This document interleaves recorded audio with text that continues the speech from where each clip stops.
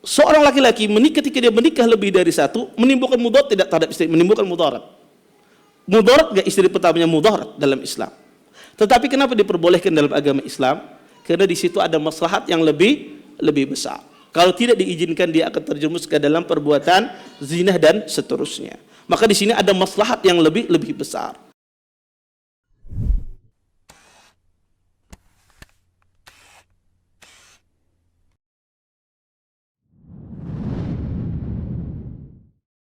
Assalamualaikum warahmatullahi wabarakatuh. Innal hamdalillah nahmaduhu wa nasta'inuhu wa nastaghfiruh wa na'udzu billahi min shururi anfusina wa min sayyiati a'malina. May yahdihillahu fala mudilla lahu wa may yudlil fala hadiya lahu. Asyhadu an la ilaha illallah wahdahu la syarika lahu wa asyhadu anna Muhammadan abduhu wa rasuluh. فإن أصدق الحديث كتاب الله وخير الهدي هدي محمد صلى الله عليه وسلم وشر الأمور محدثاتها وكل محدثة في الدين بدعة وكل بدعة ضلالة وكل ضلالة في النار أما بعد. Bapak-bapak, ibu-ibu, ikhwan dan akhwat yang dimuliakan oleh Allah Subhanahu wa taala. Alhamdulillah, segala puji bagi Allah Subhanahu wa taala dengan limpahan nikmat yang begitu besar. Di antaranya nikmat iman, nikmat Islam, nikmat kesehatan, sehingga kita semua diberikan kemudahan oleh Allah Subhanahu wa taala untuk bisa berhadir di majlis ilmu. Mudah-mudahan apa yang kita pelajari, apa yang kita tuntut pada malam hari ini mendatangkan keberkahan dari Allah Subhanahu wa taala dan kita bisa mengambil manfaat dari apa yang akan disampaikan nantinya. Bapak, Ibu, ikhwan dan akhwat yang dimuliakan oleh Allah Subhanahu wa taala, kita lanjutkan ya mandhumah ya Syekh Sa'di rahimahullahu taala. Kita sampai pada kaidah yang pertama tentang masalah niat. Kemudian beliau masuk pada kaidah yang kedua, kata beliau wad-dinu mabniyun 'alal masalih fi jalbiha wad-dar'i lil qaba'ih. Kata beliau, sesungguhnya agama ini dibangun untuk mendatangkan kemaslahatan dan berusaha menepis kemudaratan, berusaha menepis kerusakan atau kemudaratan. Ini bait ya yang luar biasa. Beliau mengatakan bahwasanya agama ini dibangun untuk mendatangkan kemaslahatan. Apa yang dimaksud dengan din di sini? Yang dimaksudkan ad-din, agama di sini ada syariah. Adanya syariat-syariat yang Allah perintahkan manusia untuk melaksanakannya. Untuk apa? Allah syariatkan tersebut untuk mendatangkan kemaslahatan. Ya, karena Allah Subhanahu wa taala tidaklah mensyariatkan sebuah syariat kecuali di sana terdapat maslahat-maslahat yang besar bagi hambanya, dan maslahat ini tidak kembali kepada Allah. Maslahat ini kembali kepada manusia itu sendiri. Makanya Allah Subhanahu wa taala tidak membutuhkan ibadah seorang hamba. Allah Subhanahu wa taala tidak butuh dengan ibadah kita. Ibadah itu kembali kepada kita, maslahatnya. Makanya Allah katakan di dalam Al-Qur'an, ya ayuhan nas antumul fuqara ila Allah wallahu huwal ghaniyyul hamid. Kata Allah Subhanahu wa taala, wahai sekalian manusia, sesungguhnya kalian itu fakir, ya, membutuhkan Allah, sedangkan Allah itu maha kaya lagi maha terpuji. Oleh karena itu kata para ulama, maslahat itu kembali kepada manusia itu sendiri. Kemudian apa yang disebut dengan al-masalih? Di sini kata beliau, agama itu dibangun atau syariat itu dibangun untuk mengusahakan masalih. Masalih itu jamak dari maslahah, ya, jamak dari maslahah. Apa yang dimaksud dengan maslahat di sini? Ya, maslahat itu adalah manfaat. Ya, ketika tujuan disyariatkannya sebuah syariat, yang mana manfaat ini, maslahat ini berkaitan dengan penjagaan pada seorang hamba. Apa yang dimaksud dengan penjagaan di sini? Untuk dijaga agamanya, untuk dijaga akalnya, untuk dijaga hartanya, untuk dijaga keturunannya, dan untuk dijaga jiwanya. Makanya syariat Islam, ketika Allah syariatkan sebuah syariat, Maka maslahat yang didapatkan itu berkaitan salah satu dari lima hal ini. Ketika Allah memerintahkan sesuatu, ketika Allah mensyariatkan sebuah sesuatu, maka syariat ini berkaitan salah satu dari 5 hal ini. Pertama, akal. Yang kedua, agama. Yang ketiga adalah masalah harta manusia. Yang keempat adalah keturunan, nasab. Dan yang kelima adalah jiwa manusia. Maka antum lihat semua perintah yang ada di dalam Islam, ya, itu semuanya berkaitan salah satu dari lima hal ini. Makanya ada perkataan yang indah dari Syekh Islam Ibnu Taimiyah rahimahullahu taala. Seseorang, karena Islam itu dibangun, kata Syekh Islam, atas dasar maslahat, atas dasar manfaat. Makanya kalau orang itu dihadapkan dengan sesuatu, dia tidak tahu ini boleh atau tidak boleh. Anda tidak tahu. Kadang kita tidak tahu sebuah hukum, ya. Kadang kita harus bertanya dulu dengan ustaz. Ada suatu waktu kita mungkin tidak bisa bertanya.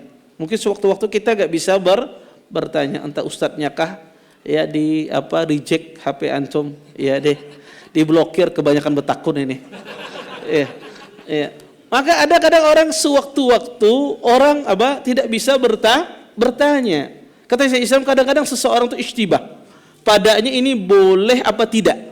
Maka kata Syekh Islam Taimiyah rahimahullah taala, perkataan yang indah kata beliau, maka seseorang itu timbanglah mana yang lebih besar, maslahatnya ataukah mafsadatnya.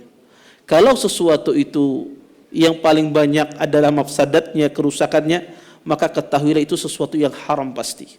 Tidak mungkin Allah Subhanahu wa taala membolehkan sesuatu yang di situ sama sekali tidak ada maslahatnya, mafsadatnya lebih besar. Dan jika itu maslahatnya lebih banyak, kata Syekh Islam, maka yakinilah itu sesuatu yang mubah, sesuatu yang boleh. Ini menunjukkan bahkan sesuatu halal dan haram itu sangat erat kaitannya dengan maslahat dan mafsadat. Kemudian Bapak Ibu ikhwan dan akhwat yang dimuliakan oleh Allah Subhanahu wa taala, dari mana kita berpendapat bahwasanya kaidah ini diambil? Agama Islam itu dibangun atas dasar maslahat. Syariat itu disyariatkan atas dasar maslahat. Dari mana kaidah ini diambil? Dari ayat suci Al-Qur'an. Allah Subhanahu wa taala berfirman dalam Al-Qur'an, "Wa ma arsalnaka illa rahmatan lil alamin." Kata Allah Subhanahu wa taala, wahai Rasulullah, tidaklah kami utus engkau kecuali rahmat bagi manusia sealam semesta ini, rahmat bagi orang di alam semesta ini. Ini menunjukkan bahwasanya diutusnya Nabi ya untuk rahmat, untuk mendatangkan maslahat bagi seorang hamba dan mencegah datangnya sebuah mafsadah, mencegah datangnya sebuah kemudaratan. Makanya Allah katakan di dalam Al-Qur'an, "Al-yawma akmaltu lakum dinakum wa atmamtu 'alaikum ni'mati wa raditu lakumul Islam madina."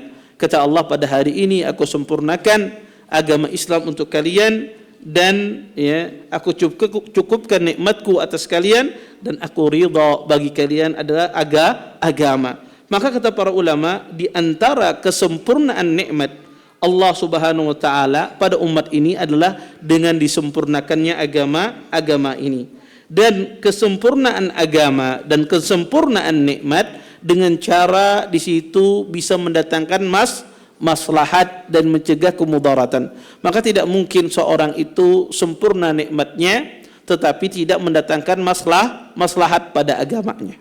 Maka kesempurnaan nikmat, kesempurnaan agama dengan mencegahnya mudarat, dengan mendatangkan sebesar mungkin maslahat yang terdapat di dalam syariat tersebut. Kemudian Bapak Ibu ikhwan dan akhwat yang dimuliakan oleh Allah Subhanahu wa taala, maka kalau kita pandang ya, semua syariat Islam itu sangat erat kaitannya dengan maslahat. Semua perintah Allah, salat misalnya.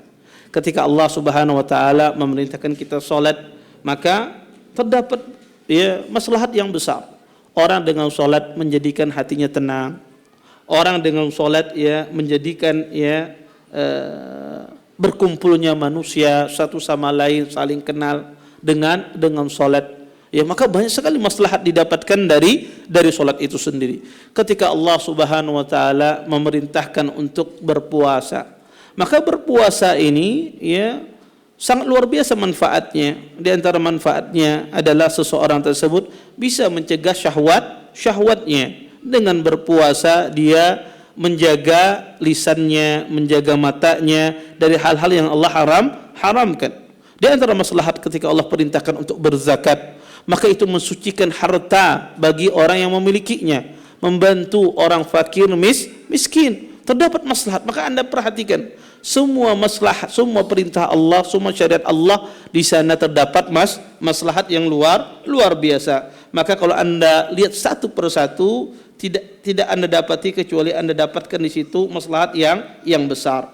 Kemudian Bapak Ibu ikhwan dan akhwat yang dimuliakan oleh Allah Subhanahu wa taala, kalau kita berbicara maslahat, maka di dalam agama Islam itu ada 3 maslahat. Pertama, ada maslahat itu disebut dengan al-masalih ad-daruriyah. Maslahat yang darurat, ya. Artinya agama, ya, dan dunia ini tidak mungkin bisa berdiri kecuali dengan maslahat ini. Apa itu maslahat daruriyah? Ya, bahwa dunia ini bahkan agama ini tidak bisa tegak kecuali dengan adanya syariat ini. Maka kata para ulama, maslahat daruriyah itu adalah maslahat yang daruriyatul khamsah. 5 tadi. Pertama adalah agama, menjaga akal, menjaga harta, menjaga jiwa, dan menjaga keturunan. Baik.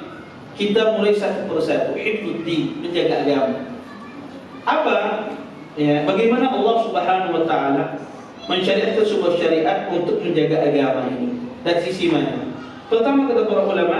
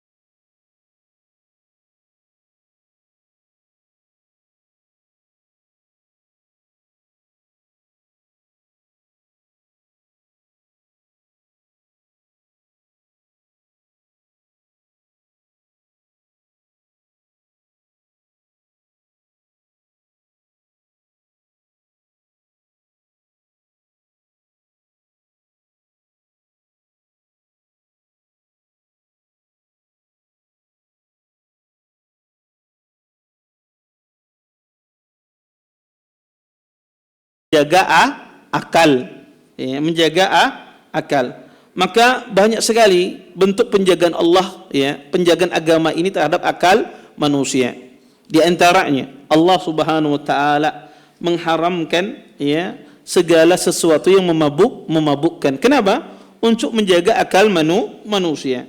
Kalau orang, ya, tidak dijaga akalnya, kalau khamr itu tidak diharamkan, maka akan terjadi kekacauan di mana-mana. Karena manusia tidak terjaga akalnya. Oleh karena itu, ya, orang minum khamr diharamkan dan dihukum, ya, dihukum cambuk. Kemudian, ya, di antara bentuk penjagaan Allah terhadap masalah daruriyah. Masalah daruriyat adalah penjagaan terhadap harta manusia, ya. Maka dijaga harta manusia. Makanya Allah Subhanahu wa taala, ya, melarang seseorang itu mencari rezeki, mencari harta dari sesuatu yang haram. Diharamkan oleh Allah Subhanahu wa taala. Dan juga di antara bentuk penjagaan Allah terhadap harta ini, Allah itu melarang seorang itu menghambur-hamburkan hartanya, karena itu tidak menjaga hartanya, ya. Ibu-ibu mungkin setiap hari beli baju misalnya, israf, berlebihan, ya, beli ini, maka itu berlebihan. Itu dia tidak menjaga hartanya. Ya. Kemudian yang ketiga, di antara juga bentuk, ya, penjagaan harta manusia adalah Islam mewajibkan bagi orang yang, ya, merusak harta orang lain, ya, menghancurkan harta orang lain, diwajibkan dia disuruh untuk mengganti. Ini bentuk penjagaan agama terhadap harta manusia. Kemudian di antara maslahat daruriyah yang keempat ada penjagaan terhadap jiwa. Di dalam Islam diharamkan orang itu membunuh. Siapa yang membunuh disuruh untuk dibunuh, diqisas. Di dalam Islam diharamkan seseorang itu, ya, melakukan melakukan kezaliman terhadap tubuh manusia. Kalau ada orang yang memukul orang lain, memotong tangannya, maka dia harus bayar bayar denda. Ini bentuk penjagaan, ya, harta, penjagaan jiwa manusia. Dan yang terakhir, Bapak Ibu, dikatakan berkaitan dengan maslahat daruriyah, maslahat yang penting. Yang kelima adalah penjagaan terhadap an-nasal, keturunan. Makanya di dalam Islam diharamkan zina untuk menjaga keturunan manusia. Di dalam Islam, ya, diharamkan seseorang itu, ya, menuduh wanita mukminah berzina. Untuk apa? Untuk menjaga keturunannya. Di dalam Islam diperintahkan orang itu memiliki banyak anak. Agar apa? Agar ada keturunan. Maka keliru kalau ada binian, kalau ada istri tidak mau punya anak, salah. Kita nyaman hidup berduaan aja kada diabuti kelanakan. Ya, ini keliru. Karena di antara syariat pernikahan itu adalah untuk menjaga keturunan. Ya. Maka seorang muslim itu dia memikirkan bagaimana dia punya banyak anak, bukan memikirkan anak kita cukup 2 saja, tidak. Pikirkan bagaimana bisa banyak anak. Ya, karena Nabi sallallahu alaihi wasallam, fa inni mukatsir bikumul umam yaumal qiyamah. Sesungguhnya aku bangga dengan banyaknya umat di hari kiamat. Mungkin 20 tahun yang lalu atau 15 tahun yang lalu, masjid ini berapa tahun sudah? Berapa tahun? 30 tahun. Mungkin 10 tahun yang lalu, ya, kalau di sini ikhwah-ikhwahnya kada bisa banyak anak, kada serami ini mungkin. Dengan banyaknya anak, akhirnya masjid itu rame, tumbuh sunnah. Iya. Ya, kenapa? Ini maslahat yang luar biasa. Maka disuruh seseorang itu memperbanyak anak. Makanya diharamkan di dalam Islam orang itu tidak mau punya anak, atau dia membatasi anakku cukup 3 saja. Ini salah. Tidak diizinkan di dalam agama kecuali ada darurat. Ya. Maka seseorang, ya, dia harus yang menjaga keturunan. Anda bayangkan, ya, orang itu kalau dia tidak memiliki keturunan maka hilang nasabnya. Akan hilang nasab Anda. Anda kalau tidak memiliki keturunan hilang nasab Anda. Ya, orang yang punya anak 1 saja kadang hilang nasabnya. Anaknya duluan mati, tinggal abah ibunya. Ya. Abahnya ibunya meninggal sudah tidak ada lagi nasabnya. Maka ini penting, ya, menjaga, ya, keturunan. Maka Islam disuruh orang-orang itu untuk memperbanyak anak. Maka Nabi berbangga-bangga, senang terhadap orang yang memiliki banyak anak. Kemudian juga di antara bentuk penjagaan Islam terhadap keturunan, agama Islam melarang orang itu tabanni. Ya, tabanni itu mengadopsi anak, kemudian dinisbatkan kepada dia bahwasanya ini fulan bin fulan, dinasabkan kepada yang mengadopsinya. Saya mengambil anak namanya Abdurrahman, maka dinasabkan anak ini kepada saya, Abdurrahman bin Haikal. Itu tidak boleh. Tabanni semacam ini dilarang. Dulu Nabi SAW pernah mengambil anak angkat, yaitu Usama bin Zaid. Kemudian orang memanggilnya Usama bin Muhammad. Maka turunlah ayat tabanni. Ya, kata Allah, ud'uhum, ya, kata Allah, panggillah mereka dengan nama bapak-bapak mereka.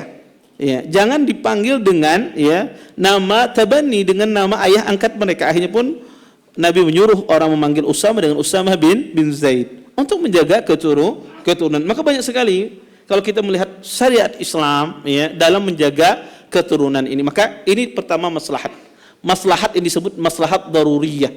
Maslahat yang tidak mungkin terwujud dunia ini, tidak mungkin terwujud agama ini kecuali kita dengan menjaga 5 maslahat tadi. Kemudian yang kedua, maslahat yang kedua adalah maslahat yang disebut oleh para ulama al-masalih al-hajiyah. Ya, masalih al-hajiyah ini adalah maslahat yang berkaitan dengan hajat manusia, berkaitan dengan hajat orang. Maka Islam berusaha mensyariatkan sebuah syariat yang berkaitan dengan hajat kita, berkaitan dengan hajat kita. Seperti apa Ustaz? Seperti contoh, ketika Anda safar dalam kondisi berpuasa, diperbolehkan berbuka puasa. Kenapa? Karena kebutuhan. Orang safar itu capek, maka Islam mensyariatkan buka puasa, boleh dia berbuka. Ini maslahat yang berkaitan dengan hajat manusia. Kemudian kata para ulama, ya, di dalam bermuamalah misalnya, di dalam jual beli diperbolehkan jual beli salam, diperbolehkan jual beli istisna. Jual beli salam itu pada asalnya tidak boleh, haram. Kenapa? Karena itu jual beli yang majhul, tidak diketahui. Saya menjual sesuatu, barangnya belum ada. Dalam Islam tidak boleh orang jual beli, itu harus jelas. Barangnya ada, terus jelas jual belinya, seperti apa bendanya. Tapi dalam Islam kenapa diperbolehkan jual beli salam? Karena hajat manusia membutuhkan jual beli salam, jual beli inden, ya, memesan barang. Kenapa? Hajat manusia. Karena dengan jual beli salam itu diuntungkan kedua belah pihak. Si penjual diuntungkan dengan apa? Mendapatkan uang terlebih dahulu, dan uangnya bisa dia putar sebelum dia belikan barang. Si pembeli mendapatkan keuntungan dari sisi apa? Harganya lebih murah. Ya, Anda kalau memesan berdahulu, barangnya belum ada, harganya lebih murah ketimbang barang itu sudah ada. Maka ini ada maslahat yang besar di dalam Islam. Sama seperti itu juga di dalam agama, ya, diperbolehkan, ya, seperti akdu istisna, ya, minta dibikinkan ini, minta bikinkan ini, ya. Ini asalnya sesuatu yang tidak jelas, ya. Bisa jadi dia membikinkan itu sesuatu yang tidak sesuai, ya. Tidak ada kejelasan, tapi ini diperbolehkan, ini berkaitan dengan hajat manusia. Ya. Kemudian Bapak Ibu ikhwan dan akhwat yang dimuliakan oleh Allah Subhanahu wa taala, di antara juga maslahat yang disebutkan oleh para ulama adalah al-masalih at-tahsiniyah. Ya, masalih tahsiniyah itu adalah maslahat yang berkaitan dengan adat dan berkaitan dengan kemuliaan akhlak. Islam melihat maslahat yang berkaitan dengan akhlak, berkaitan dengan adat manusia, atau disebut dengan al-masalih at-tahsiniyah. Apa itu masalih tahsiniyah ini? Seperti apa Ustaz? Di dalam Islam, ya, disunnahkan kita seperti yang diajarkan oleh Nabi SAW, khamsun minal fitrah, 5 dari fitrah. Di antaranya adalah memotong kuku. Kenapa disuruh memotong kuku? Karena ini berkaitan dengan kesempurnaan akhlak, berkaitan dengan kebagusan dan keindahan. Makanya Islam memperhatikan ini, ada maslahat. Contoh yang lain, Islam menyuruh kita untuk berbuat baik kepada tetangga. Kata Nabi SAW, jika engkau, ya, memasak, maka perbanyaklah airnya, kasihlah tetanggamu. Untuk apa? Memberikan maslahat, berbuat baik kepada tetangga, sehingga hubungan satu tetangga dengan tetangga lain itu baik. Ya. Jangan aromanya saja sampai ke tetangga. Ya. Setiap hari mencium kambing bakar, setiap hari mencium kambing bakar, bahkan makannya di muka jendela pulang. Tetangganya karena pernah dikasih, tetangganya karena nggak pernah diberikan. Iya, maka Islam menyuruh kita untuk berbuat baik. Ada tamu di dalam Islam disuruh dimuliakan. Ya, ini berkaitan dengan tata krama. Ya, maka ada syariat yang berkaitan tentang masalah itu. Itulah yang disebut dengan al-masalih at-tahsiniyah. Kemudian Bapak Ibu ikhwan dan akhwat yang dimuliakan oleh Allah Subhanahu wa taala. Di antara juga banyak para ulama ya menjelaskan tentang masalah tahsin ini sangat banyak. Di dalam jual beli misalnya atau di dalam muamalah disuruh orang itu ketika orang itu berhutang tidak mampu bayar, disuruh untuk diberikan tempo, ditangguhkan sampai dia bisa bayar. Di dalam pernikahan disuruh seseorang itu memurahkan mahar. Ya, memurahkan mahar, ya. Kalau seandainya ya seseorang itu meninggikan mahar, maka ya terdapat banyak wanita mungkin banyak tidak menikah. Yang maharnya sedikit saja, yang maharnya dimurahkan saja banyak. Wanita-wanita itu dia tidak menikah, ya. Wanita kalau sudah berusia berumur itu susah dia untuk menikah. Makanya Islam melihat maslahat semacam ini, dimurahkan mahar agar banyak wanita-wanita itu dinikahi oleh pria. Berarti ini Ustaz menunjukkan pria itu banyak kada sugih, kan belum tentu juga. Tetapi ya itu terghib di dalam Islam ya untuk menyemangati orang untuk menikah ya.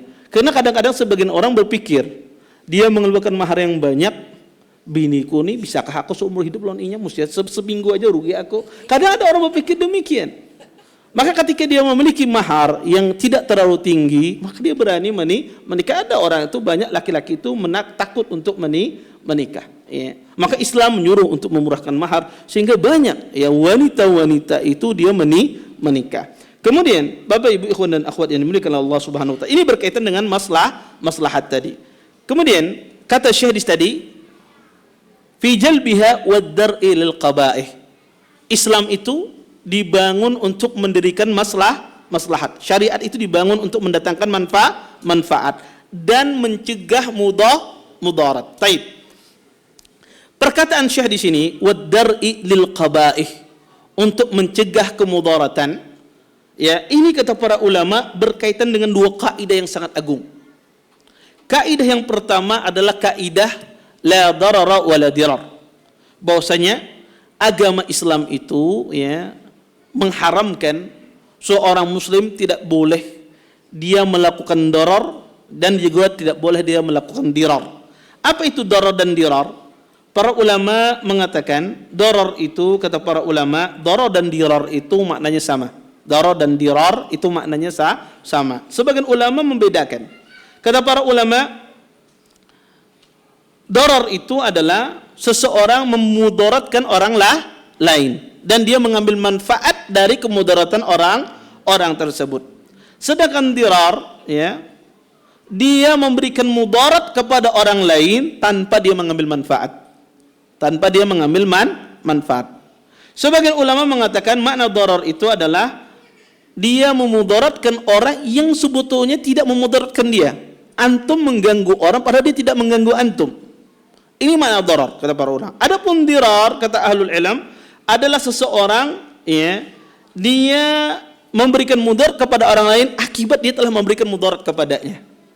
Maka ini makna dirar. Intinya di dalam Islam apapun pengertian darar dan dirar ini, di dalam Islam tidak boleh ada satu manusia pun, satu makhluk pun memberikan mudarat kepada orang lain. Apapun alasannya, apapun bentuknya, tidak boleh ada satu manusia pun yang memberikan mudarat kepada orang lain. Makanya kata para ulama ya, tentang masalah kaidah darar wala dirar ini banyak sekali ya acuan di bawah kaidah ini. Pertama, Bapak Ibu ikhwan dan akhwat yang dimuliakan oleh Allah Subhanahu wa taala, kata para ulama, darar itu harus dihilangkan. Mudarat itu harus dihilangkan. Maka mudarat umum, menghilangkan mudarat umum lebih didahulukan ketimbang menghilangkan mudarat orang yang khusus. Maksudnya, kalau ada kemudaratan menimpa banyak orang dan juga ada kemudaratan menimpa sebahagian orang, maka yang pertama kali dihilangkan adalah kemudaratan orang orang banyak. Contoh misalnya, ya, ada dokter misalnya, ya, ada dokter, ya, dokter ini sekolahnya bahari, kada tapi pintar, incak guringnya di sekolahan, incak kada masuk misalnya, tapi lulus. Kan ada kayak gitu. Nggak semua orang kan pintar. Dan akhirnya dia banyak tidak menguasai banyak masalah, tapi dia lulus. Ketika memberi obat, ya, orang obat sakit panas, apa obatnya amoxicillin, ya. Ya, salah terus, beratan obat muntah amoxicillin, beratan amoxicillin. Karena ada sebagian, ya, jadi dulu kita di kampus itu, ya, ada terkena istilah obat itu warnanya merah terus. Pokoknya sakit apa aja pasti ada obatnya warnanya merah. Ya, sakit apa saja pasti ada warnanya merah obatnya. Maka ada sebagian orang demikian, dia tidak ahli. Dan orang paham, oh ini dokter ini tidak ahli. Maka orang punya regulasi masalah ini, kamu nggak boleh praktek. Kenapa? Karena praktek kamu memudaratkan banyak orang. Di sini ada mudarat umum, ada mudarat khusus. Yang mendapat mudarat umum orang banyak. Kalau dia praktek akan memudaratkan banyak orang. Kalau kita larang praktek cuma dia saja tidak mendapatkan rezeki, tidak mendapatkan penghasilan. Maka kata para ulama, menghilangkan mudarat orang banyak itu lebih didahulukan ketimbang kita memperhatikan maslahat orang ini. Ini mudaratnya khusus dia saja. Contoh yang lain misalnya, ada kaum muslimin misalnya ditawan oleh orang kafir dan dijadikan perisai. Ya, dijadikan, dan ini sering dicontohkan oleh para ulama usul. Dijadikan perisai.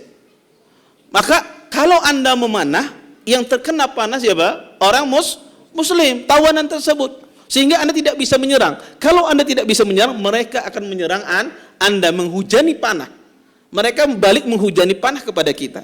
Maka kata para ulama, boleh tidak kita panah yang mengenai saudara kita? Boleh. Kenapa? Karena kalau tidak dipanah menimbulkan mati orang banyak. Maka ini menghilangkan mudarat umum itu lebih didahulukan ketimbang menghilangkan mudarat orang yang khusus. Contoh misalnya, kepala sekolah melihat gurunya misalnya kada bagus mengajar. Contoh, gurunya kada bagus mengajar, duduk aja. Ya, ada sebagian guru itu kalau ngajar dia duduk aja. Muridnya di depan itu kada tahu, ya. Tusumbalit kah, kapal pecah pun dia tidak tahu. Pokoknya dia. Akhirnya apa? Orang-orang itu tidak mengerti, ya. Anak-anak itu tidak mengerti apa yang diajarkan oleh gurunya. Tidak mengerti dia. Maka kepala sekolah ini hendak mencari guru yang lain. Kalau dipecat kasihan orang ini. Kededa gawiannya. Tapi kalau dibiarkan menimbulkan mudarat banyak orang, maka dia harus ganti, cari yang lain. Kenapa? Karena ini maslahat. Menghilangkan mudarat orang banyak. Islam memperhatikan hal tersebut, ya. Walaupun tidak mesti harus diganti, bisa disupervisi terlebih dahulu. Ya. Tapi ini contoh, salah satu contoh. Maka menghilangkan mudarat orang banyak itu lebih didahulukan. Ya. Kemudian yang diantara juga kata para ulama, mudarat itu, ya, tidak boleh dihilangkan dengan kemudaratan. Ya. Ada mudarat menimpa sesuatu, tidak boleh dihilangkan dengan kemudaratan. Seperti apa misalnya? Contoh misalnya Bapak Ibu ikhwan dan akhwat yang dimuliakan Allah Subhanahu wa taala. Ada orang kelaparan. Dia kelaparan. Kalau kada makan mati dia. Temannya di samping juga kelaparan. Kalau kada dia makan, kalau dia tidak makan juga mati. Akhirnya dia pikir ya mudor harus dihilangkan. Akhirnya dia ambil makanan kawannya. Ketimbang aku mati, aku curi aja makanan dia. Padahal dia juga apa? Mudarat. Kalau kita makan, yang hidup kita yang mati dia. Boleh tidak? Tidak boleh. Kemudaratan tidak boleh dihilangkan dengan kemudaratan. Atau seseorang misalnya dipaksa untuk disuruh bunuh si fulan. Kalau kada ikan bunuh, ikan yang aku bunuh, kata orang ini. Boleh tidak kita membunuh orang ketika kita dipaksa untuk membunuh? Jar Ustaz, boleh aja kalau dan terpaksa, kada boleh. Tidak boleh kita membunuh orang dalam rangka menyelamatkan jiwa kita. Maka kemudaratan tidak boleh dihilangkan dengan kemudaratan. Maka itu diharamkan di dalam syariat Islam. Ya. Kemudian, ya, kata para ulama, kemudaratan itu, ya, harus dihilangkan, ya, dengan sebisa mungkin, semampu kita. Ya. Seseorang berusaha menghilangkan kemudaratan itu sebisa mungkin atau seminimalisir mungkin. Contoh misalnya, ada orang mau mengambil harta anak yatim, meminta harta anak yatim, atau mau merampok harta anak yatim. Kalau Anda tidak kasih, maka akan diambil semua hartanya. Kalau Anda kasih, yang diambil cuma sebahagian. Apa yang harus dia pilih? Kasih sebahagian. Kenapa? Walaupun di situ ada mudarat, tapi mudaratnya tidak totalitas. Artinya mudaratnya tidak maksimal. Artinya mudaratnya berkurang ketimbang kita kasihkan semuanya. Kemudian kata para ulama, ya, mudarat yang ringan, ya, mudarat yang ringan kata para ulama, ya, itu, ya, tidak ada masalah di dalam, ya, masalah di dalam muamalat, di dalam masalah muamalat, ya. Mudarat yang ringan atau darar yang ringan itu dimaafkan di dalam muamalat. Seperti apa? Contoh misalnya, pian membeli rumah. Baik. Pian kalau membeli rumah, pian kada tahu fondasinya seperti apa di dalam itu, baguskah kadakah. Pian tidak tahu. Maka tidak mengharuskan ketika orang itu membeli rumah dibongkar dulu, dilihat dulu apa fondasinya seperti apa. Tidak diharuskan. Di situ ada mudarat, tetapi mudarat itu dimaafkan. Pian nukar mobil, misalnya nukar mobil baru, tidak mengharuskan orang tersebut bongkar lihat mesinnya apa di dalam mesinnya tersebut. Ya, kita tidak tahu apa yang ada dalam mesin tersebut, tapi itu dimaafkan di dalam Islam. Atau seseorang membeli barang, membeli baju, ada benangnya sedikit, yang ringan, maka itu tidak ada masalah. Karena ini sesuatu yang dimaafkan. Maka kata para ulama, mudarat yang ringan itu dimaafkan di dalam syariat, ya, di dalam masalah jual beli, di dalam masalah muamalat. Taib. Bapak Ibu ikhwan dan akhwat yang dimuliakan oleh Allah Subhanahu wa taala. Kemudian kaidah yang kedua, ini kaidah yang pertama tadi yang dijelaskan oleh Syekh, bahwasanya ya, la darara wa la dirar. Sesuatu itu diharamkan kalau itu membahayakan atau menimbulkan mudarat. Kemudian kaidah yang kedua yang disebutkan dari perkataan Syekh ini, wad-dar ilal qaba'ih, Islam itu mengupayakan menghindari kemudaratan. Kaidah yang kedua berkaitan dengan perkataan Syekh di sini, wad-dar ilal qaba'ih. Islam itu juga mencegah qaba'ih, mencegah kemudaratan. Di antara usaha Islam juga menepis kemudaratan, ada kaidah dalam agama, darul mafsadah muqaddam ala jalbil maslahah. Mencegah kerusakan, mencegah kemudaratan itu lebih didahulukan daripada mencari maslahat. Di dalam Islam kita lebih diutamakan mencegah mudarat ketimbang mencari maslahat. Apa dalilnya tentang masalah ini? Adalah firman Allah Subhanahu wa taala dalam Al-Qur'an. Kata Allah Subhanahu wa taala, "Wa la tasubbul ladzina yad'una min dunillah fa yasubbullaha 'adwan bighairi 'ilm." Kata Allah Subhanahu wa taala, janganlah kalian mencela orang-orang yang menyeru, ya, selain Allah. Jangan kalian cela tuhan-tuhan mereka, sehingga mereka nanti mencela Allah Subhanahu wa taala. Mencela Tuhan mereka itu ada masalah tidak? Ada maslahat. Masalahnya apa? Mereka tahu kejahilan akal mereka, kebodohan mereka ketika kita cela-cela Tuhan mereka. Tetapi di situ ada mudarat, ada yang menyebabkan mereka mencela Allah yang sebelumnya mereka tidak mencela Allah Subhanahu wa taala. Maka Islam melarang mencela Tuhan mereka yang menyebabkan mereka mencela Allah Subhanahu wa taala. Oleh karena itu, di dalam Islam, ya, Islam itu perhatian terhadap larangan itu lebih besar. Ya, perhatian Islam terhadap larangan itu lebih besar ketimbang terhadap perintah. Makanya Nabi SAW ketika mengatakan, kata Nabi SAW, fa idza nahaitukum an syai'in fajtanibuh wa idza amartukum bi amrin fa'tu minhu mastata'tum. Kata Nabi, jika aku melarang kalian tentang suatu hal, fajtanibuh, tinggalkan. Tidak ada istilahnya ya digawi walaupun sedikit, kada, tinggalkan total. Ketika di dalam Islam seseorang itu dilarang meminum khamar, maka tidak boleh sama sekali dia minum khamar. Ustaz, ulun bejapai aja, kada boleh. Semuanya. Ulun kada mampu, tidak ada tidak mampu. Dalam Islam apa? Dia bisa meninggalkan larangan. Tapi berbeda dengan perintah. Kata Nabi, jika saya memerintahkan kalian fa'tu min mastata'tum, maka lakukanlah apa yang kalian bisa mampu dari perintah tersebut. Makanya ketika orang sedang berpuasa, dia safar, seharusnya dia berpuasa, tapi ketika dia tidak mampu, diperbolehkan dia berbuka. Seorang yang salat, ya, seharusnya dia salat berdiri. Ketika dia tidak mampu, diperbolehkan dia salat dalam kondisi duduk. Maka berbeda dengan larangan. Ketika orang tersebut dilarang oleh Allah Subhanahu wa taala untuk berzina, maka tidak ada istilah memandang sesuatu yang haram. Ya Ustaz, ulun enggak ada berzina tapi memandang memandang wajahnya, menatap, ya, tidak boleh. Ya, secara total tidak boleh. Berbeda dengan perintah. Maka perintah itu ketika orang tidak mampu diganti dengan yang lebih ringan. Orang tidak mampu salat berdiri, salatnya duduk. Orang tidak mampu berwudu menggunakan air, boleh diganti dengan tayamum. Ya, maka setiap perintah itu kalau tidak mampu, Allah Subhanahu wa taala menjadikan ganti yang lebih ringan.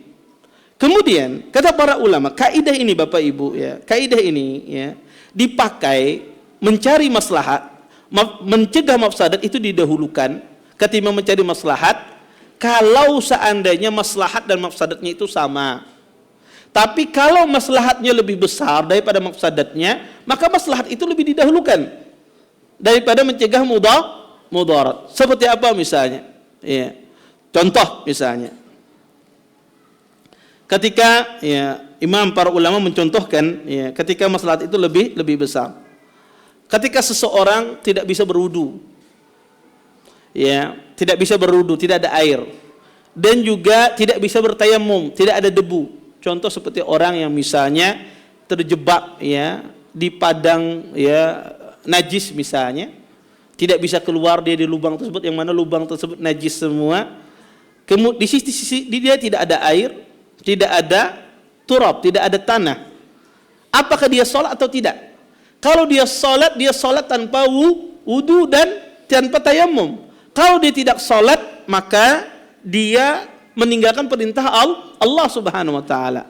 Maka kata para ulama, maslahat sholat lebih besar ketimbang maslahat adanya wudu dan tanah tersebut. Maka dia disuruh sholat. Maka ini disebut dengan para ulama faqidu at-tahuratain. Orang kehilangan dua alat suci, yaitu tanah dan air. Maka disuruh dia sholat walaupun dalam kondisi dia tidak bisa. Atau seseorang misalnya dia berada di bawah pemerintahan yang zalim misalnya, pemerintahan yang kejam, mengambil hartanya, merampok hartanya, tetapi kita disuruh oleh Nabi untuk dengar dan taat terhadap pemimpin. Dengar kita dan taat kita terhadap pemimpin, ada mafsadat apa tidak? Ada. Kenapa? Karena Anda dengar dan taat terhadap pemimpin yang zalim misalnya, itu secara tidak langsung menguatkan kezalimannya dia, mengokohkan dia tetap zalim, karena Anda tidak berusaha untuk melawan. Ada mafsadat di sini? Ada. Maslahatnya besar, maslahatnya lebih besar. Apa maksudnya lebih besar? Dengan kita dengar taat, maka akan menjadi aman. Tidak ada nyawa yang ditumpahkan. Menjaga nyawa manusia itu didahulukan. Maka Islam melihat mafsadat. Jika mafsadatnya lebih besar, maka, ya, seseorang, ya, mencegah mudarat. Jika maslahatnya lebih besar, maka kerjakan maslahat. Contoh Ustaz, maslahat yang lebih besar seperti apa? Di dalam Islam diperbolehkan. Misalnya, seorang laki-laki boleh dia menikah lebih dari satu. Seorang laki-laki ketika dia menikah lebih dari satu, menimbulkan mudarat tidak terhadap istri, menimbulkan mudarat. Mudarat gak istri pertamanya mudarat dalam Islam. Tetapi kenapa diperbolehkan dalam agama Islam? Karena di situ ada maslahat yang lebih besar. Kalau tidak diizinkan, dia akan terjerumus ke dalam perbuatan zina dan seterusnya. Maka di sini ada maslahat yang lebih besar. Maka maslahat itulah, sehingga dengan itulah Allah Subhanahu wa taala menghalalkan. Wallahu taala alam. Ini mungkin bisa ulun sampaikan, mudah-mudahan bermanfaat. Kalau ada yang bertanya silahkan. Kalau tidak ada, saya bacakan dari kertas langsung.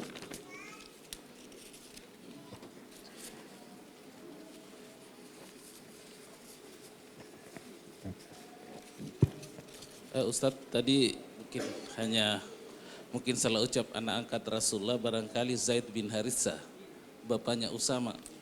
Mungkin salah. Pertanyaan kami, maslahat kalau mahar itu tidak mahal, kan gampang menikah.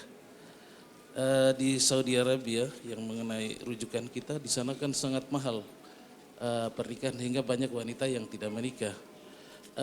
Apakah Dewan Ulama Senior itu tidak membahas ini, Ustadz? Itu yang pertama. Terus yang lalu masalah niat, materi yang lalu masalah niat, salah satunya itu kalau orang berutang berazam tapi dia meninggal, Allah yang melunasi hutangnya. Tapi bagaimana dihubungkan dengan hadis pernah Rasulullah tidak menyalatkan sahabat yang berutang. Tidak mungkin mereka ini tidak berazam. Terus yang ketiga, ada niat banyak di masyarakat kalau dia sudah talak 3 istrinya tapi dia masih cinta, itu dia sewa orang untuk menikahi, tapi katanya jangan gauli istri saya. Dia yang biayai semuanya, pernikahannya semua. Tapi laki-laki ini berniat lain, bahkan ingin menikahi seterusnya. Bagaimana pernikahannya nih Ustaz? Dia ingin lanjut seterusnya dan berlanjut. Ya, begini. Taib. Ya, jazakallah khair tadi saya sebut tadi Usama bin Zaid bin Haritsah. Naam, betul. Zaid bin Haritsah. Kemudian tentang masalah mahar. Ya, kenapa di Arab itu maharnya besar-besar? Kenapa harus pemisahannya di Arab? Di Kalimantan juga nggak kenal kan maharnya. Iya. Taib. Pertama ya, bukan mahar yang larang itu tidak boleh. Bahkan di dalam Islam boleh seseorang maharnya itu mau berapa kilo emas ya boleh. Tidak dilarang. Tetapi ada maslahat besar juga ketika mahar itu dinaikkan. Maka seseorang, pernah saya jelaskan di babun nikah di Masjid Salam ya, bahwasanya mahar itu juga tidak dimurahkan dan juga tidak mahalkan. Kenapa Islam juga tidak menyuruh orang itu tidak memurahkan betul mahar? Artinya bahkan dilarang dalam Islam itu bahkan tidak ada mahar. Kenapa sih dalam Islam ini? Ya kan ada mahar aja, nyaman kita bagaimana nikah kawin ya. Kan ada maharnya. Kenapa ada mahar dalam Islam? Karena agar laki-laki itu tidak gampang dia menceraikan istrinya. Kalau dia bayar maharnya besar, dia bayar 100 juta. Ketika bininya ya melakukan kesalahan, misalnya kada tapi memasak, pengoler apa macam, ya melakukan hal-hal yang mungkin dia tidak senang, maka tidak mudah dia menalaknya. Ya kenapa? Aku talak 1 juta sudah masuk ini. Akan berpikir laki-laki itu, dia akan berpikir panjang ketika dia mentalak istrinya. Tapi kalau dia tidak pakai mahar ya, dan juga salah orang tua mengatakan tidak ada mahar sama sekali dan dilarang, tidak ada mahar, dia akan mudah mentalak seorang wanita. Ya, karena dia tidak ada beban, gratis kok. Anak kawin kada bermodal, kawin pun tidak bermodal, resepsinya dalam masjid, habis kajian berbagi akwa sudah selesai. Ya. Maka begitu mudah dia akan mentalak istri tidak ada beban. Maka ketika ada mahar di dalam Islam, seorang laki-laki tidak mudah dia mentalak istrinya, dan seorang wanita tidak mudah dia meminta talak. Karena banyak wanita meminta talak karena kadang-kadang maharnya murah. Sehingga ketika kadang maharnya murah, disuruh dia mengembalikan mahar, gampang saja bagi dia. Gampang. Coba maharnya misalnya 100 juta. Pusing dia minta khulu. Dia minta kiamat, apa dapat duitnya, dari mana dapat duitnya mengembalikan. Maka dengan adanya mahar itu mengikat laki-laki dengan wanita. Nah, kadang di suatu masyarakat, mahar yang besar itu bisa jadi di sebuah masyarakat menjadikan pernikahan itu lenggang. Iya, menjadikan pernikahan itu lenggang sehingga orang tidak gampang ya mentalak antara satu atau meminta khulu. Bisa jadi adat semacam itu sebagai orang mempertahankan karena dia melihat maslahat demikian ya. Sehingga kita tidak, walaupun secara asal mahar itu ya tidak terlalu mahal ya, juga tidak ya seseorang itu menjadikan tidak ada mahar, karena ini tidak boleh juga dalam Islam tidak ada mahar.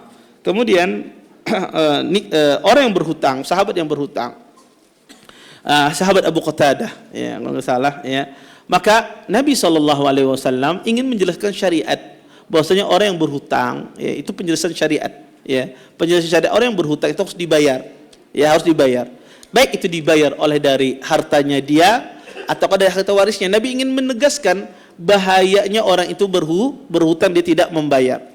Adapun masalah orang yang berniat untuk membayar, kalau seandainya dia tidak mampu, maka insya Allah Allah yang membayarnya. Tetapi itu adalah peristiwa penjelasan syariat, penjelasan ahkam, hukum bahwasanya orang ini ya belum membayar hutangnya. Maka risikonya dia akan bisa diazab dengan hutangnya tersebut. Maka ini penjelasan tentang masalah syariat. Kemudian masalah orang menikah pura-pura, yaitu dilarang oleh Nabi, disebut dengan taisul musta'ar. Taisul musta'ar, seseorang mengambil sperma orang lain kemudian dikawinkan, ya seperti seorang mendatangkan pejantan, ya tais itu ada penjantan yang disewakan. Kalau kita punya kuda misalnya, kuda betina, nggak punya kuda jantan, biasanya nyewa kuda jantan untuk menghamili kuda betinanya, bayar dengan sekian. Maka kata Nabi, orang yang menjadikan orang ketiga untuk menghalalkan istrinya disebut oleh Nabi seperti taisul musta'ar. Dia meminjam penjantan, dan ini dilaknat oleh Allah Subhanahu wa taala. Tidak boleh. Kalau ada niat laki-lakinya sungguh-sungguh tapi niat perempuannya cuma ingin biar dia bisa kembali dengan suami yang pertama setelah talak 3, maka tidak boleh. Pernikahan itu tidak sah. Pernikahan itu adalah pernikahan yang haram. Makanya Nabi mengatakan taisu al-musta'ar. Taib. Ada lagi yang lain? Enggak ada. Taib, kita baca pertanyaan ini. Assalamualaikum warahmatullahi wabarakatuh. Ustaz, apa maksud dari hadis tidak ada satupun bagian zakat untuk orang yang berkecukupan dan tidak pula bagi orang yang kuat untuk bekerja? Ulun baru memberikan zakat kepada paman ulun yang kekurangan, bahkan kadang berhutang hanya untuk membayar tagihan listrik, tapi beliau masih bisa bekerja walaupun serabutan. Apakah zakat ulun tersebut sah? Pertama yang disebutkan oleh Nabi SAW, la yahillu li ghaniyin wala li qawin muktasib. Karena Nabi SAW, zakat itu tidak halal bagi orang yang kaya dan bagi orang yang kuat di dalam mata pencarian. Maksudnya, dia itu mampu untuk berusaha. Kalau dia berusaha, dia tidak miskin. Tapi orangnya ini pengoler, tidak mau berusaha. Contoh misalnya, dia lulusan sarjana, bahkan S2, bahkan S3, jaga gawinya guring aja di rumah, tidak mau begawi. Padahal kalau dia bergawi, dia akan diterima di mana-mana, tapi dia tidak mau bekerja. Maka orang semacam ini tidak halal dia menerima zakat. Orang bagus fisiknya, kuat dia fisiknya, pekerjaan di depannya banyak, tapi tipe kelakinya adalah pengoler, kan mau begawi. Pengennya bininya aja yang begawi misalnya. Aku di rumah aja dah ngurus anak, ikam aja begawi. Ada laki-laki demikian, dia tidak mau bekerja. Laki-laki semacam ini tidak boleh dia menerima zakat. Kenapa? Karena dia mampu untuk bekerja tapi dia tidak mau bekerja. Itu maksud hadis Nabi, bahwa tidak halal. Adapun paman pian tadi, kalau seandainya beliau bekerja serabutan, kemudian tidak cukup memenuhi kebutuhannya, maka dia berhak menerima zakat, dan zakat pian insya Allah sah, tidak ada masalah. Taib. Izin bertanya Ustadz, bagaimana kalau ana mengkonsumsi makanan dari acara yang ada acara yang tidak syar'i di dalamnya? Ini saya ganti ya bahasanya. Karena terkadang keluarga di rumah diundang dan sepulang dari sana membawa makanan dari acara tersebut. Apa hukum mengkonsumsi makanan tersebut? Ini sebetulnya khilaf di kalangan para ulama ya, tentang masalah mengkonsumsi dari makanan yang acara-acara yang tidak sesuai dengan sunnah. Apa hukumnya? Wallahu alam. Yang rajih wallahu alam, insyaallah boleh ya. Insyaallah boleh kalau kita dikasih misalnya, kemudian kita memakannya, insyaallah tidak mengapa. Wallahu alam. Walaupun ada sebagian ahlul ilm tidak membolehkan, di antaranya Syekh Shalih Fauzan dan yang lainnya, tidak boleh membolehkan kita memakan dari acara-acara tersebut.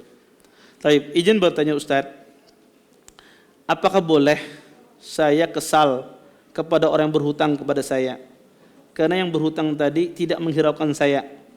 Saya tidak berharap untuk dibayar cepat, cuma yang saya inginkan setidaknya dia memberitahu saya jika memang belum bisa bayar. Apakah saya berdosa jika saya tidak ingin memberi hutang kepada orang tersebut lagi? Seharusnya demikian. Tidak dia beri hutang lagi orang tersebut. Kalau dia berhutang, kadang mau bayar, hendak berhutang lagi, jangan dihutangi. Kenapa? Karena Anda bentuk menolong dia. Ya, menolong dia dalam kebaikan. Karena ada orang itu hobinya berhutang dan kadang hobi untuk membayar. Ada orang itu hobinya berhutang, tapi dia tidak peka untuk membayar. ya. Kadang dia lupa, ya, hutangnya berapa, ya. Bahkan kadang saking lawasnya dia berhutang kada bayar, yang memberi hutang ini sampai kada ingat lagi orang ini pernah hutang lawan dia. Ada orang demikian, ini tidak boleh. Nabi mengatakan matlul ghani zulmun. Kata Nabi, orang yang menunda-nunda pembayaran hutangnya itu adalah sebuah kezaliman. Dan nasihat saya, ya, orang itu kalau dia mampu tidak berhutang, jangan berhutang. Hidup itu kalau bisa tidak berhutang, jangan berhutang, aman pikiran, tenang, ya. Tidak malu. Orang berhutang itu pasti sopan. Ya, walaupun Anda berhutang cuma sedikit, tetamu lawan orang yang memberi hutang, ya, beliung biasanya kita. Ya, biasanya kada hendak beli, kada hendak dilihat, ya. Maka kalau hidup itu bisa tidak berhutang, jangan berhutang. Kadang sebagian orang itu berhutang, banyak orang itu berhutang untuk memenuhi standar gaya hidupnya saja.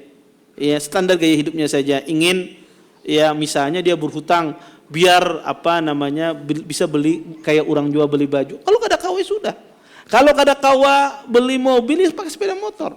Kada kawa sepeda motor, beli sepeda. Kada bisa sepeda, jalan kaki. Ya, kalau bisa.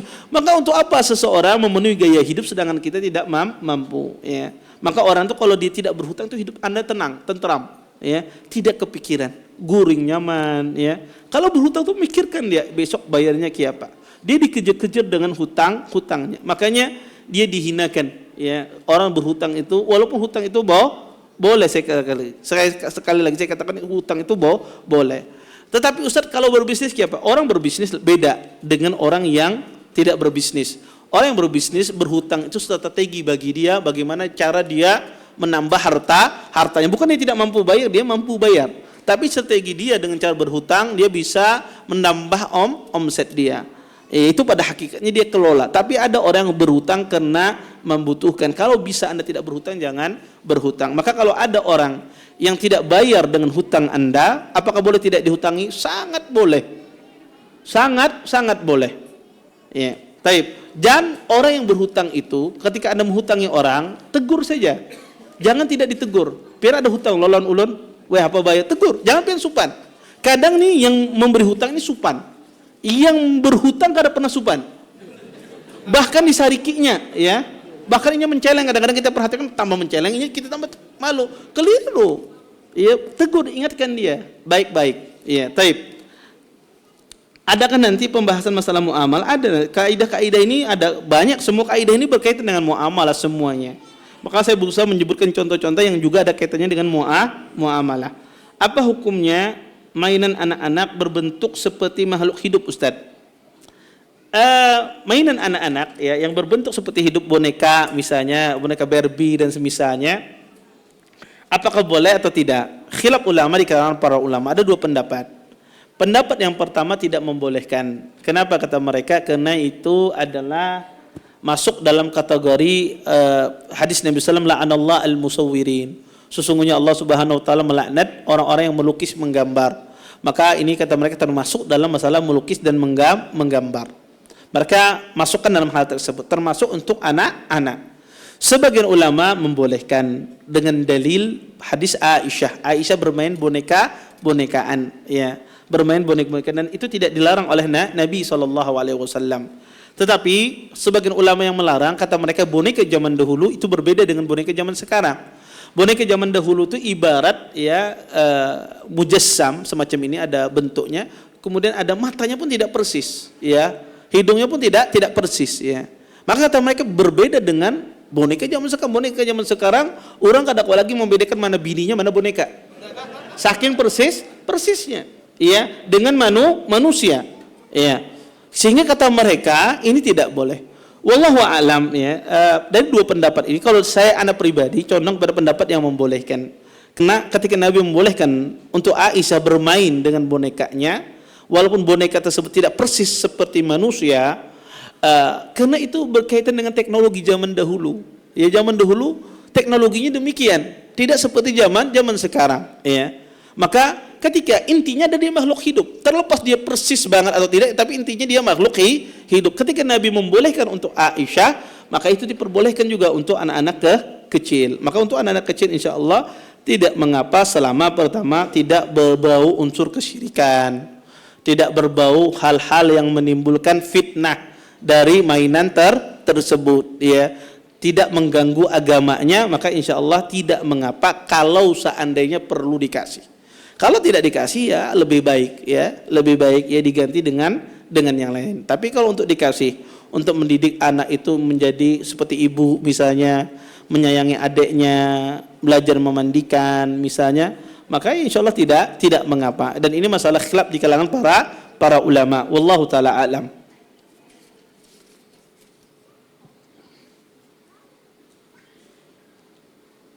Assalamualaikum, izin bertanya Ustaz. Saya ada menemukan di Instagram bahwa ada wanita tidak mempunyai rahim dan sampai dia besar tidak sampai haid. Apakah wanita seperti ini tidak boleh dinikahi dan digauli? Ustaz, mohon penjelasannya. Mengingat bahwa Aisyah tidak digauli Nabi SAW ketika belum datang haid.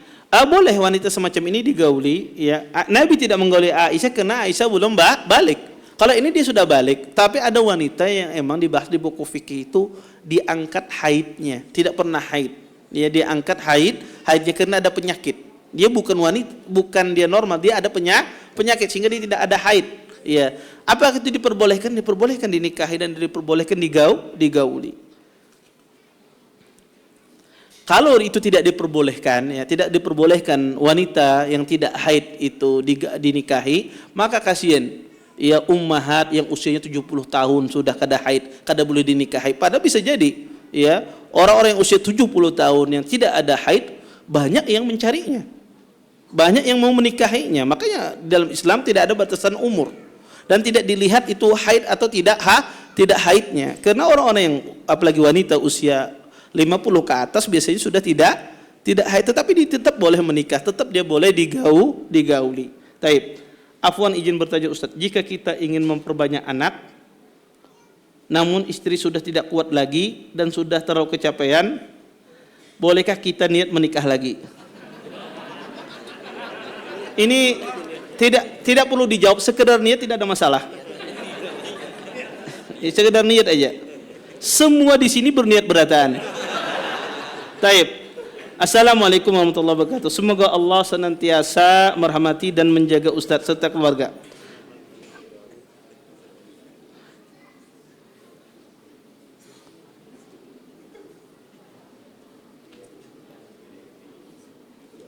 Oh, ini masalah yang sama juga. Tidak saya. Karena orang bertanya tentang masalah poligami dan semisalnya, ini sudah jelas ya hukumnya, nggak perlu lagi ditanyakan. Ya kalau orang bertanya Ustaz bolehkah berpoligami, jelas hukumnya boleh. Untuk apa ditanyakan? Semua orang tahu boleh. Iya. Tinggal, ya kadang-kadang ini sebagian ini memancing umat-umat biar sarik berataan. Taib. Sebentar. Izin bertanya Ustadz, apa hukumnya orang selalu pengen di belakang, sholat fardu berjamaah, sholat Jumat, dan kajian juga selalu di belakang, biarpun datang pertama tetap pilih di belakang, jazakumullah khairan. Ya kurang bagus ya. Orang kalau dia berusaha datang di yang pertama di saf awal, sholat pun berusaha di saf awal. Ini menjadi sunnah ya, orang yang suka duduk di belakang. Ya kata Nabi sallallahu alaihi wasallam, kaum yata'akhkharun hatta yuakhirahumullah. Kata Nabi, senantiasa kaum selalu ya melambatkan suatu hal dalam perkara kebaikan, maka Allah juga lambatkan orang tersebut. Maka kalau kita datangnya di depan, ya di depan, jangan ke belakang. Sebab itu juga di kajian, kalau kita datangnya di depan, jangan di belakang. Tetapi mungkin ada sebagian orang tua kadang-kadang itu tidak bisa dia duduk kalau nggak menyender dan misalnya, maka tidak ada masalah. Kalau orang misalnya dia tidak sanggup duduk, ya orang-orang tua misalnya tidak sanggup dia kecuali dengan menyender, maka tidak mengapa. Tapi yang muda jangan menyender. Kalau yang muda ya dia duduknya tegap ya. Kalau mudanya menyender, siapa Tuhannya orang ini? Tidak bisa kita bayangkan. Assalamualaikum Ustaz. Kiapa misal kita berjualan buah dan sudah akad jual beli, lalu pelanggan komplain dan ulun rasa kada nyaman. Ulun berniat ganti padahal barangnya bagus pun. Ulun beli sore itu masih keras, mangkal. Dan kadallah setelahnya terjadi buah kemasakan karena takuhub dalam karung mungkin di luar kendali ulun. Ngarannya buahnya hampir matang, mangkal, taparam semalaman. Masak dia pas datang tuh barangnya. Putikan sore dan urangnya minta antar siang keesokannya. Lalu misalnya ulun mengganti buah yang sebelumnya itu ulun ambil atau ulun biarkan aja. atau mengkada diganti kada apa-apa lah Ustaz. Pertama, saya anggap apakah buah itu ketika dikirim sampai kepada orang tersebut dalam kondisi mangkal. Kalau seandainya sampai kepada orang tersebut dalam kondisi mangkal, kemudian dia param buahnya selama sehari, akhirnya masak. Kalau sudah sampai dalam kondisi mangkal seperti yang diminta, maka ya tidak perlu diganti, karena itu bukan aib. Tapi kalau masalahnya di proses pengiriman, di saat pengiriman, dia minta buah itu datang dalam keadaan mangkal, ternyata sampai dalam kondisi masak, ya dalam kondisi masak, maka ini dilihat ya, apakah dorornya ini banyak, ya dorornya itu banyak. Karena contoh kita memesan rutop misalnya, kurma mangkal, ketika dikirim mungkin ada sebagian matang, sebagian tidak. Kalau matangnya cuma sebagian kecil, yang banyak masih mangkal, maka tidak perlu diganti. Karena ini doror yang dimaafkan. Tapi kalau semuanya matang, tidak ada yang mangkalnya, padahal kita pesan yang mangkal, maka ini ada sebuah kerugian. Dan ini kesalahan kita. Kenapa? Kesalahan kita dalam teknis pengiriman. Maka itu dibebankan kita, karena kita yang salah. Ya, cara mengirimnya salah. Maka boleh kita ganti. Kalau orang yang minta ganti, maka kita ganti, dibalikkan punya Anda, ambil, itu haknya Anda. Ganti dengan yang baru, ya. Maka itu haknya Anda. Maka ini dilihat. Kalau sudah sampai ternyata masih bagus, orang itu salah dalam proses memelihara buah tersebut, menyimpan buah tersebut, maka tidak perlu Anda ganti. Tapi ketika waktu pengirimannya pas sampai tidak sesuai dengan apa yang dipesan, maka ini kesalahan kita. Maka wajib kita mengganti kalau seandainya dorornya banyak. Kalau seandainya sedikit, maka tidak perlu diganti. Itu sesuatu yang dimaafkan. Baik. Afwan Ustadz, apakah orang yang gemar berhutang termasuk yang terkena godaan syaitan? Dan apakah bisa diruqyah? Karena hutangnya banyak sekali dan tidak dibayar. Bisakah diruqyah? Bisa. Ya, karena bisa jadi. Karena orang berhutang itu penyakit maksiat. Quran itu obat.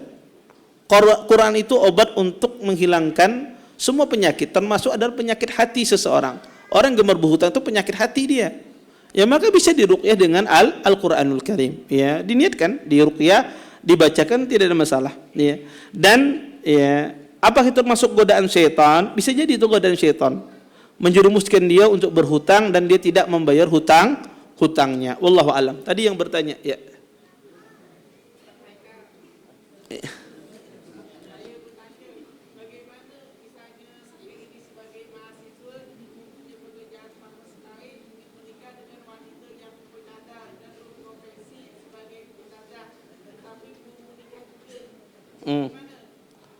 Ya.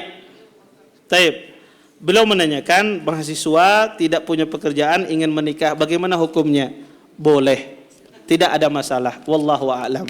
Subhanakallahumma bihamdika, asyhadu an la ilaha illa anta, astaghfiruka wa atubu ilaik. Assalamualaikum warahmatullahi wabarakatuh. Terima kasih. Jazakumullahu khairan wa barakallahu fikum. Video ini dibuat atas partisipasi dari donasi Anda. Semoga menjadi amal jariah bagi Anda semuanya.